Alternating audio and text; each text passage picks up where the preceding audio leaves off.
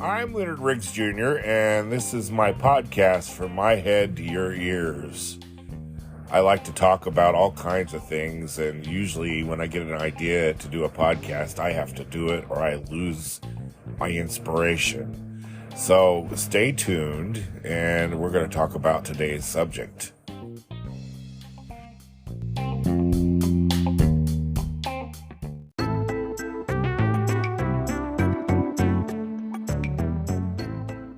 And welcome back. I am Leonard Riggs, and this is my podcast, From My Head to Your Ears. And I've had a lot of requests for stories from my years as a midnight clerk at my job where I work at a convenience store. Now, that doesn't sound like the most exciting job to have, and, maybe I didn't live up to my potential, but I made the most of my job.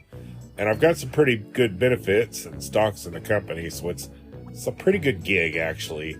And I've made a ton of friends over the years and met some cool people. And a lot of my friends are police officers, EMTs, and firemen, because sometimes at night there's no one else to talk to, right? So, but over the years, now I work day shifts, I should add, because I take care of my mom, and that's the best for me. But the time I was doing the midnight shifts, that was my most preferred shift. I enjoyed having a steady shift, and I enjoyed joking around with the police officers and the firemen and the EMTs and the people I met. But I do have lots of stories and lots of crazy things have happened at night. I had no idea when I took this job that the life around Christopher, Illinois, where I live, was so active. But it is, and when I first started, the bars were all open. We had several bars open in the neighboring town of Buckner, Illinois, and Christopher and surrounding, and at that time, we were the only convenience store open 24 hours, so we were the place to go. And then there was a little loose burger restaurant called The Maid right down the road. But I would always get the most crazy things. And when I started this job, I was 23 and I was shy.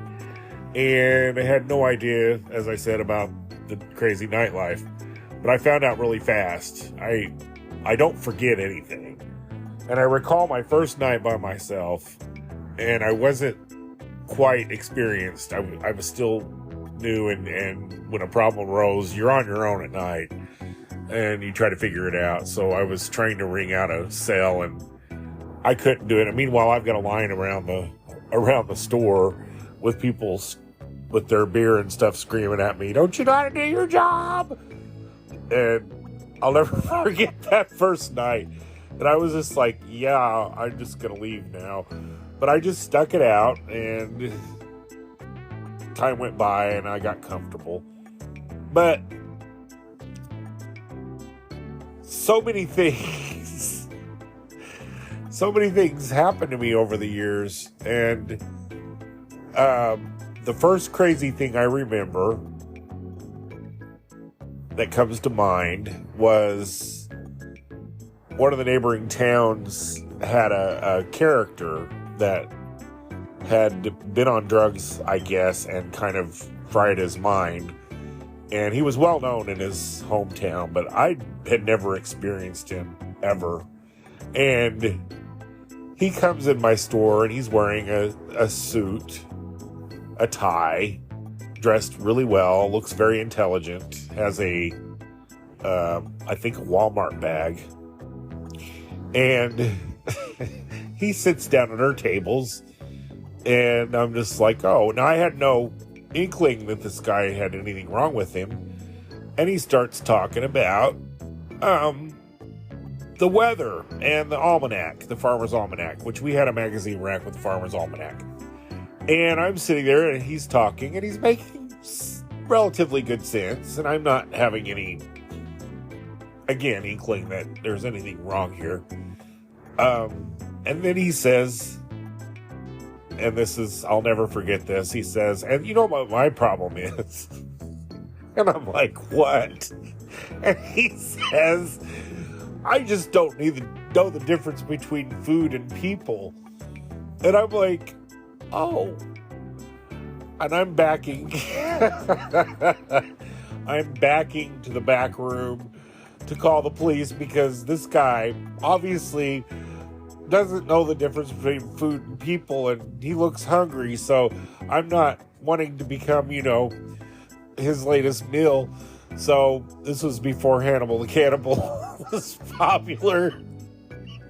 So I back to the back and I call the police, and the police at that time were several guys I went to school with. And so we were all young and we were all fairly, green to this. So they come rushing, and there's like 10 cops. And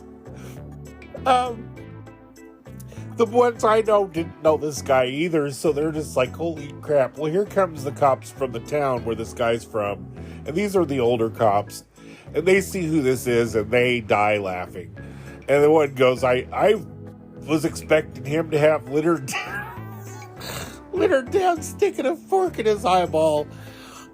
And I'm thinking, I'm glad you guys think this is funny, because I don't. But anyway, as it turns out, he was harmless, and they gave him a ride back to his hometown. Well, needless to say, I was very relieved that I didn't become someone's meal. And by the way, I'm not just a snack, I'm the whole damn meal. By the way, anyway, I shouldn't say that. But, yeah. So that was like the first crazy thing I can remember. That and the guy that was trying to catch a moth. I think that was the first night I worked. He was out with a butterfly net at 1 o'clock in the morning chasing a moth that was, according to him, very rare. And he was really intent on getting that moth. And I remember... all I remember is, what have I got myself into? But through the years, my life, I attract weirdness. I'm pretty sure, and my store does. We're like a beacon in the night for crazy things. Another story I remember, it was a foggy night, very foggy. I mean, literally couldn't see your hand in front of you. And I see a headlights, and I hear people out in the fog. I hear voices, they're talking. And I'm like, what is going on out there? And these two people end up walking through the fog and walking in my store, and they sit down. And again, I didn't have any inkling that there was anything wrong, and I kind of, put up with them, but I was more irritated that they were kind of taking up my time, because it was a quiet night. It was a weeknight in probably the winter, and I had stuff to do, and they were kind of keeping me from it, so I was a little bit frustrated that someone dropped them off there. So I'm listening to these people talk, and it just gets weirder and weirder. And this woman is obviously something wrong with this woman. So, again, I'm like, okay, usually my gut instinct to call the cops is pretty good at this point. This is a little later than the guy from the other town. This is a few years later.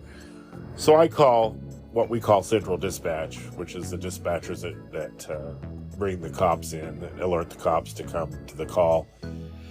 And I tell them, I said, we've got a couple of very strange people in here. They're making me very uncomfortable. And so our midnight cop, and I'm going to give a shout out to the late Bruce McMurray, who is an awesome guy. He comes and he takes them outside and talks to him. and comes back in. He says, I'm going to take him off your hands. And he ends up taking him to the jail. And come to find out, they were... upon further checking, they were escaped mental patients out of Missouri. Now, how they ended up in my little Illinois town in the middle of nowhere, southern Illinois. Crazy people, I will tell you, crazy people can get anywhere they want to go because they're crazy and they have no boundaries. So they wound up at my store. So that poor police officer, Bruce, who, God love you, rest in peace, ended up spending the whole night trying to get these people back to where they needed to be. And I'm just thankful nothing bizarre happened there. I've also had domestics. Oh my God. I don't know why people need to show off in a public store. You see all these TikTok videos of these so-called Karens and these people throwing fits in stores. I'm here to tell you it happens. And back in my early days, we didn't have, video ready stuff. We didn't have cameras in my store when I started. And people would just come in and just fight. And I had one couple come in who was covered in blood, and I let them use the phone. And I knew the two people, and I didn't know anything that happened. I did not listen in on the conversation. They called the police. The police took them outside and discussed it. It seemed very serious at the time. Well, the guy that beat them calls me, and as it turns out, I knew who he was, only he didn't quite remember me. And he wanted to know, he called the store, wanted to know why I let them use the phone. And I was like, well, they seem to have a large amount of distress, and there was an emergency. And he says, well, I don't appreciate you letting them use the phone because that was my old lady and she stabbed me in the back and blah, blah, blah. And I'm like, oh boy. And it goes on, and he gets more and more aggressive on the phone, and he's at this point threatening my life. And I'm just like trying to reason with him, and there is no reasoning at this point. But I made the mistake and told him I knew who he was and I grew up with him and I'm so-and-so. And he said, you mean to tell me that you know me and you stabbed me in the back? And at this point, I'm just like, what? How do I get in these situations? So I hang up, and there was one of my regulars in there who told me, be careful, this guy's nuts. And at the time he was. God is my witness. Years later, the man straightened up and actually apologized to me years later, and I forgive, but this was 30 years ago. And anyway, I went through a rigmarole. Well, he comes in the store a week later with another friend of mine who shall remain nameless, and who had no idea that this even occurred. And he says, you're the one that was on the phone, and starts threatening me again in person. And he's going to kill me and cut my head off and all that stuff. So it's not necessarily humorous, but that is a story. And because not everything was funny, but I've had, at night, I've had strippers come in, and one New Year's Eve I worked. And it's a bummer to work holidays. Just an absolute bummer, especially New Year's Eve night. It's actually pretty dead. At least it was when I worked. And the stripper who actually I got to be friends with, because that happens, she would come in and we would talk, and she was a nice lady. And one time she come in there and I was griping about working, and she says, hold on a minute, I'm going to give you something. So she gives me her brassiere, which she had in her pocket. She didn't take it off, and she had her in her pocket, and a noisemaker. So she says, here, that'll give you something to show your boss in the morning. So I waited until my boss came in, and she comes in, and I've got the noisemaker in my mouth, and I'm swinging the bra around. Woo-hoo! Had a great night. But she just kind of looks at me and nods like, oh, Lenny. And so, you gotta make your own fun sometimes. Incidentally, I had hung that bra on my door in my closet, and my mom would come clean. I lived in a little house on Malky Street, which I had a website at one time called Leonard's View from Malky Street. But she would clean my house for me, and I forgot that was in there, and she found it. I mean, she couldn't say much of anything. I was in my 30s at that point. I think I was 29, 30. But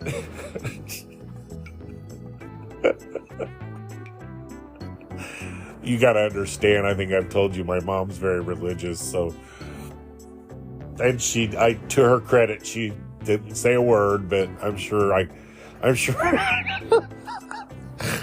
sure she prayed for me. That's not funny. It really is, though. Oh my God. Oh, and then there was oh Lord. And then there was the great bomb threat during the DuQuoin State Fair. And my neighbor at that point was the police chief. This was early in my Huck's career. Oh, did I say Huck's? I didn't mean to, but it was early in my career.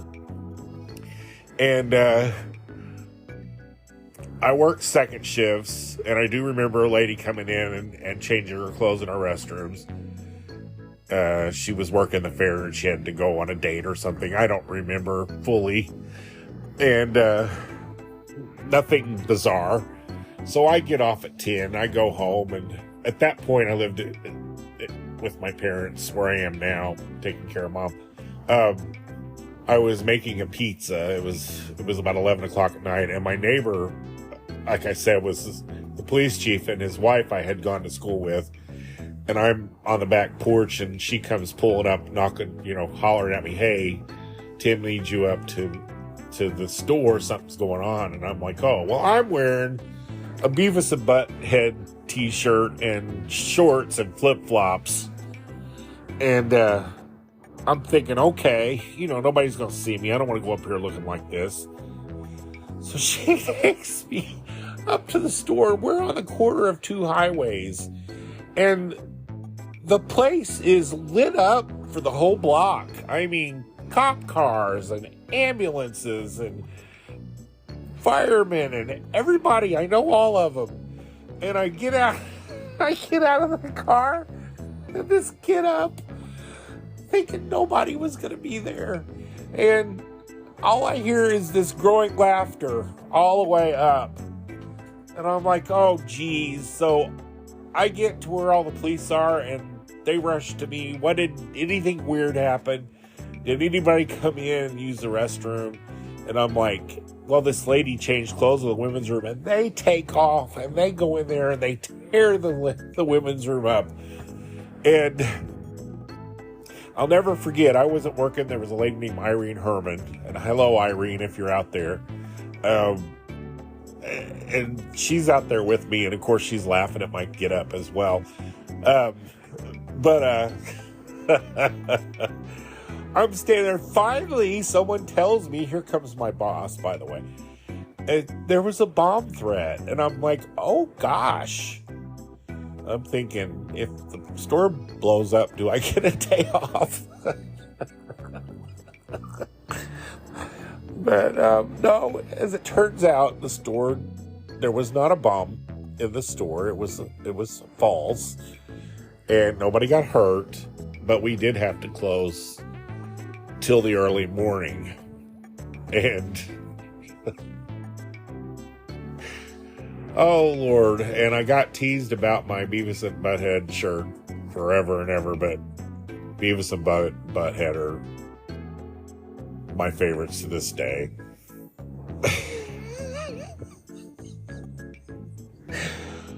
Oh, then there were gas spills. Gas spills are awful. They're dangerous. But it's funny how identified I was to that store 4 or 5 years into it, and we had a gas bill on the night I was off. And a friend of mine, who I'm friends with to this day, worked there, and she was working. But the rumor was that I left the gas pumps on and the gas overflowed. Now, there is no way to do that. And what happened was there was a malfunction, and the driver was bringing a gas delivery, and it went everywhere. And it went down the drains, and they had to flush it out. It was kind of a big old mess, but I'm getting people telling me, oh, I heard you left the gas pumps on. I was like, you guys are ridiculous. Oh man. So yeah, lots of stories, and I'm trying not to name names. I actually slipped up. I wasn't going to tell where I worked, but it was a brief mention. Maybe nobody will notice, but everybody who knows me knows where I work, so it's not a big secret.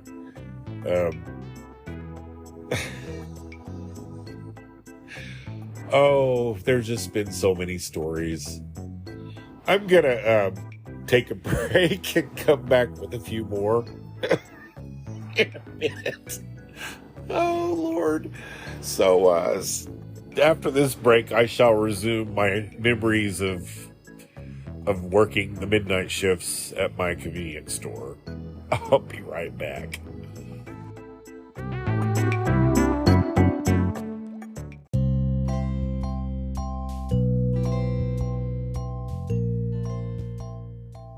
And I'm back. I'm Leonard Riggs, and I'm talking about some memories from my years as a midnight clerk at my local convenience store, where I've worked for going on 33 years. You might think, oh my gosh, who does that? I do that. I did that. I've done that. I'm doing that. But that's just a side of me. That's my bill-paying job. This is what I want to do with my life. I enjoy this podcast. And I enjoy telling stories, and I have lots of them. And I've got some more for you. I'm not going to tell all my stories, just some of the more memorable ones in the front of my mind. One of my favorite stories, and this happened towards the end of my midnight years. As I said, I was friends with police officers over the years. And I watched people go through their whole career, and then everybody started getting promoted to day shift, and I pretty much was starting over again with the police officers. I didn't know one of my former midnight guys was the police chief now, and one was the assistant chief, and they were all day shifters now. And it got to where I didn't know any of the police officers, and they were way younger than me too. Because when I started, the police officers were my age, and then over the years, I ended up being old enough to be their fathers almost, or older brothers, uncle. As a matter of fact, my nephew is a police officer. Speaking of being an uncle of a police officer, but I was kind of new. I was the unknown, and now we have another convenience store that's 24 hours in the town, so they had another place to go. Plus, they could hang out up at Central Dispatch. And I'm not sure what happened with this new bunch. I could only imagine, because they were something else, but they ended up getting kicked out of Central Dispatch for whatever reason. I think it was kind of a silly reason, but they had nowhere to go. So they ended up coming up to the store, and they would meet there when it was slow and have their coffee. And they met me, and I'm Goofy. And at this point, I'm dealing with my father who was starting Alzheimer's, and my mom, we were having to take care of him, and I wasn't getting a lot of sleep, so I was a little bit slap happy. Plus, over the years, my weight has ballooned up and down. I've had to exercise, and I've lost weight, and I've gained weight. And at this point, I was kind of slobby looking. Not getting any sleep. I had wild hair, and I looked like a freak. So, these young police officers meet me, and I'm talking my nonsense. And my sense of humor is really bizarre sometimes, especially late at night when I'm suffering from sleep depravity and depravity. Is that a word? When I'm suffering from lack of sleep. So they I'm sure I was quite the character, and one of them I had known for many years. In fact, he was my neighbor growing up, and he's known me for a while. But the others, especially one young one who was a guy from 10 miles away, did not grow up knowing me. So I was new to him. And I don't think he quite knew what to think of me, but he thought I was really ridiculous in a bizarre and awkward kind of way, enough to enjoy making fun of me behind my back. Now, this sounds like this is a negative thing, and maybe it is, but quite frankly, I'm not really concerned what a 23-year-old thinks of me. To be honest, I really didn't ask them for their judgment. But anyway, this was when Snapchat was popular. This was maybe 5-6 years ago. So little did I know they were masters of Snapchat, and I didn't have Snapchat. Didn't know what Snapchat was. It was foreign to me. I was more of a Facebook, YouTube kind of guy. And anyway, this one had this little thing going on, which I tend to curse a lot. I'm not proud of that, but I do enjoy cursing, and I do enjoy cursing. So probably when he was talking to me, I may have enhanced my vocabulary with an expletive or two. And little did I know he was putting me on Snapchat, and he had this whole thing where he called it that effing Leonard. And they would try to get me to do impersonations and this and that. And of course, I had no idea I was being recorded. And this went on for a while. And then one of the older officers, who I actually knew for a few years, he was one of the few that I'd known. We traded phone numbers to trade some jokes. And the other officer that was kind of the mastermind of this whole Snapchat thing was like totally disgruntled that he gave me his phone number. He's like, "Oh, you're going to ruin everything." Well, I had no idea what that meant. I'm like, "Oh, okay, well, whatever." And the other officer that knew me, who is a great friend, by the way, was in on this too. And I don't think he was making fun of me. I think he more knew me. I want to believe that anyway. Was having fun with me. The other officer was making fun of me. So, again, I had no idea that this was going on. So I went to McDonald's with my best friend, and when I was off, and the little girl that would work there says, "Hey, I love you on Snapchat." And I'm like, "What?" She says, "My dad always puts you on there." And I was like, "What?" Oh, busted. And then the whole thing goes through my mind. Oh my God, what were they putting on there? So I've got a great sense of humor about myself. I am what I am. You get what you get.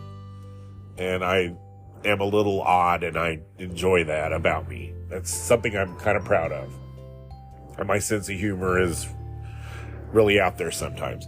So I thought this was hilarious. I really did. At first I was kind of offended, but I found it to be hilarious. So, of course, I call them all on it. But then I got Snapchat because I wanted to figure out what was being said. I didn't understand how Snapchat worked. Well, I learned. And I became kind of a Snapchat freak. Now, mind you, I'm going through personal issues, and I enjoyed finding something that I could be humorous with. It was kind of a pleasant diversion because as it ended up, my dad had broken his hip and was in the hospital, and I was having to stay with him. And in the month he broke his hip in March, he was passed away by May, and I was kind of lost. So I enjoyed having this Snapchat thing to keep myself occupied and keep me kind of not falling apart. So I became kind of a Snapchat clown for myself, and I thought a lot of people did enjoy it, but I went a little overboard on it. I ended up making one of the officers mad at me, and we don't speak to this day. The one that was from the 10 mile away, he became a state police officer and doesn't speak to me now, but that's his problem. But I just thought that was hilarious. And people, I don't know. Like I said, I've made a lot of friends up there, and at one point before this group of police officers, we had another group, and I just enjoyed coming to work because we would all joke around, and probably maybe I goofed off a little too much. I will admit, I think the statutes of limitations of getting in trouble for that maybe are well over because we're talking years ago. But now I'm pushing 60. I'm 60 or 56, so I'm the grand old dude at the store now. And I'm management too. But that was just a long story, but it made me laugh. And I guess the lesson of that whole story is you can have fun with me, don't make fun of me. That's all I ask about people. But yeah, I actually made the best of that and kind of took the reins and made fun of myself. But over the years, I've had, like I said, I've had domestics up there. I've never, to the grace of God, 33 years, I've never been robbed, but I know I've come close. And being friends with the police officers, having a good police force, and just through the sheer luck of God watching over me, I will say that it's kept me safe, because it can be very dangerous, especially at night. And thankfully, I've got a lot of funny stories to tell and not any tragedies to tell. So I'm going to take a break, and I'll be right back to wrap this up. And I hope you're enjoying my stories. I've got a million of them, but I don't want to give them all away on this one. I'll probably do future podcasts on this subject again, but I will take a break, and I'll be right back.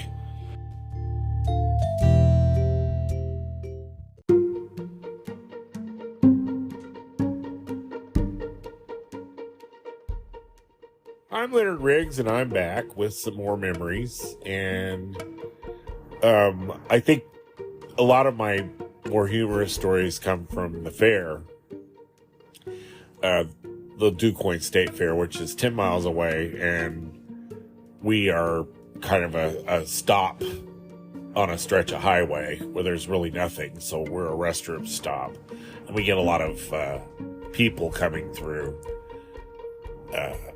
after the fair, before the fair. So I haven't met a lot of celebrities. It's really funny. I have met some, but not very many over the 33 years. I think other clerks have. I think the Everly brothers came in on one of my clerks, and Sawyer Brown came in.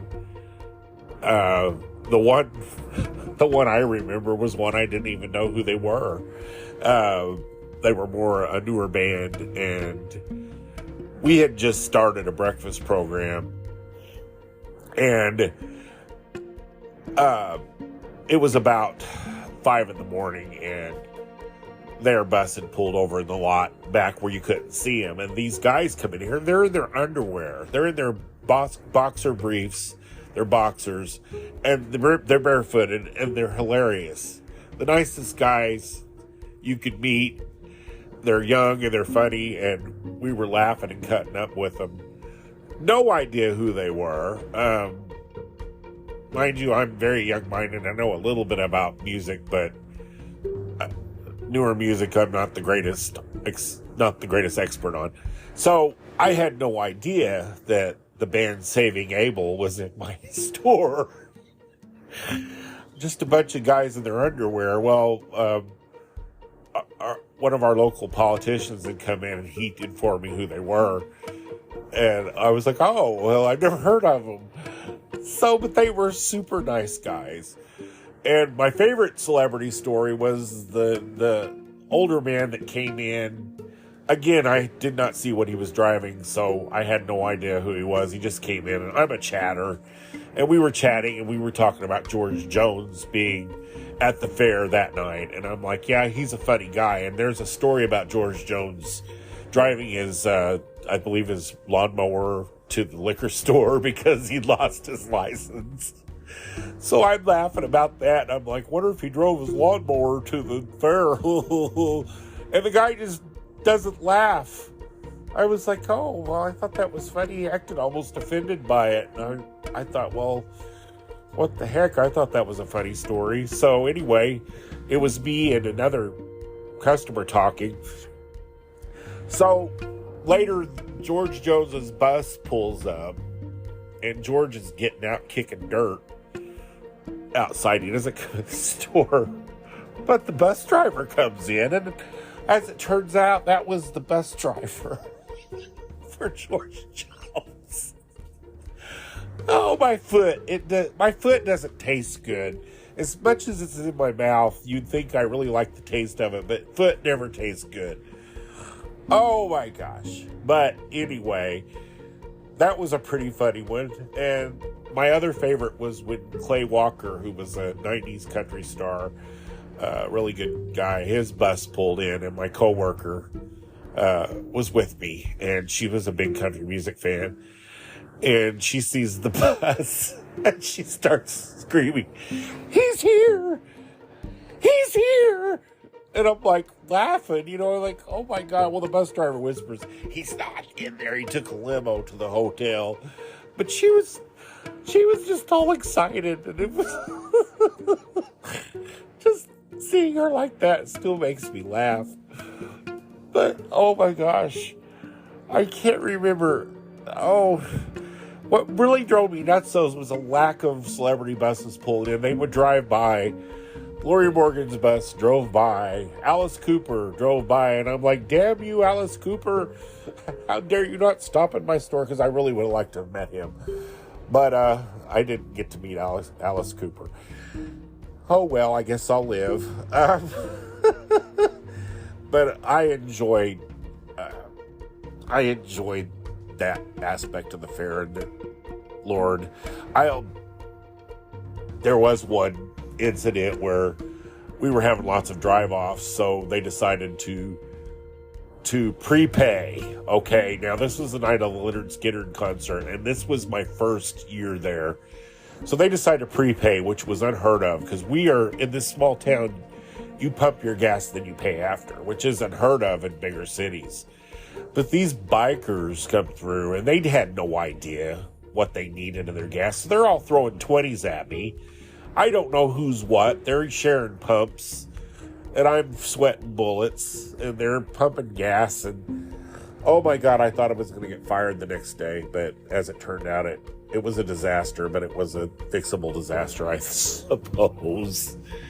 But we also had these incidents called Street Machine Nationals at the New Coin Fairgrounds in early summer, and those in the 90s, the early 90s to late 90s they were just wild times. I mean, that was a big party over there, and it was a car show, and they had, I'm not kidding, it was the most people I've ever seen in our area. It drew a huge crowd, but it got kind of out of hand, and they ended up kicking them out. They're back now. We have them every year, but it's a family show. But back then, I mean, your parking lot was filled, and I had fights in the bathroom, and they're kicking doors in. But for the most part, the crowd in the early years was car enthusiasts, and they were just out to have a good time, and they were honest. But at the end, it ended up being a bunch of college kids who didn't give 1 ounce about cars. It was just a big party, and they would make fun of the locals, and it wasn't any fun anymore. Not a lot of humorous stories from that. It just got kind of sad, but I might talk about Street Machines more in another podcast, because there's lots of stories there. Some aren't family orientated at all, but yeah, very interesting times. But I think I'm gonna wrap it up here, and my sinuses are clogging. I sound like I'm talking through my nose. I am. I'm gonna go rest my voice and go watch some TV, and I will be back probably in a week or so with another podcast on other things. Thank you for listening to my stories. I hope you enjoyed them. I enjoy telling them. One of my coworkers always jokes that it's story time, because I always tell my younger employees about the good old days, the bad old days. But we've had a lot of fun at my store, and honestly, I love those memories. I like having stories to tell, and I'm enjoying telling them to people listening to my podcast. So I'm Leonard Riggs Jr., and this was my podcast, From My Head to Your Ears, and I will talk to you later. Thank you for listening.